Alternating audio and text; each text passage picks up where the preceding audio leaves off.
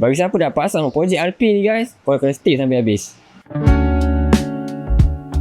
Ni dia guys, adalah aksesori untuk projek RP guys. Warna titanium. Ada dua colour guys. Yang ni yang first adalah warna titanium dan kedua adalah warna pink. Okay, jom kita pasang. Let's go. Okay, korang kena buka dia punya skru menggunakan Allen key bersaiz 2mm.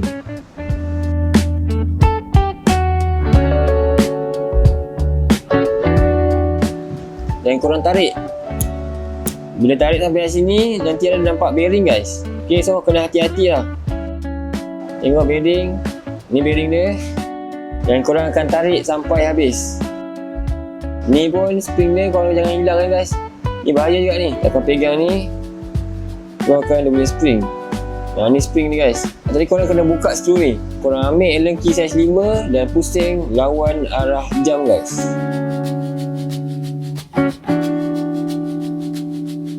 Ini yang lama kita nak cabut dan tukar yang baru guys.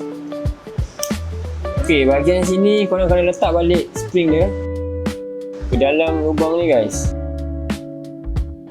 Dan masukkan slot yang ni guys. Masuk sampai jumpa spring dan masukkan dia punya bearing .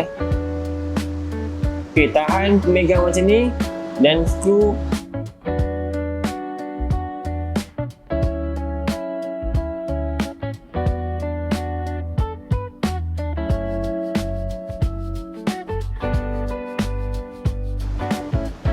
Jangan ketat ni guys.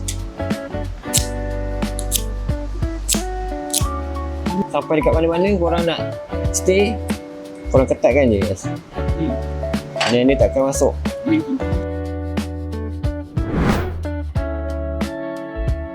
Ambil Allen key bersaiz 4mm dan tahan belakang. Dan ambil soket bersaiz 10mm, pusing.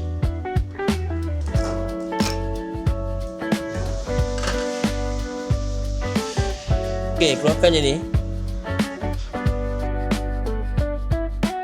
Skru ni korang kena tekan. Tarik. Dan korang just tarik je guys.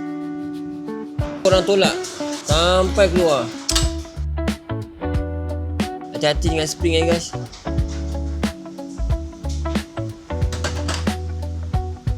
Letakkan spring ke dalam lubang tu guys. Nampak tak dia punya penahan spring tadi? Dah masuk kat situ Ok, just masuk je. Lepas tu masukkan yang tadi lah, yang keluarkan tadi. Dah masuk guys. Kan lever ke pump bersama guys. Balik skru.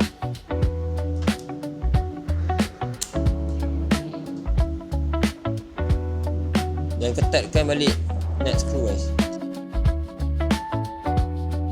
Tahan menggunakan yang sama 4mm Allen key.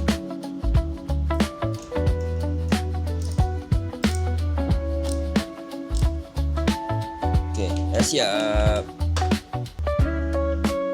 Inilah dia guys, rupa bila dah pasang aksesori dekat projek RP guys.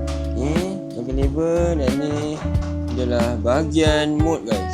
Bagi siapa nak dapatkan aksesori untuk projek RP ni guys, korang boleh cari di video berkaitan dengan ada. Okay guys.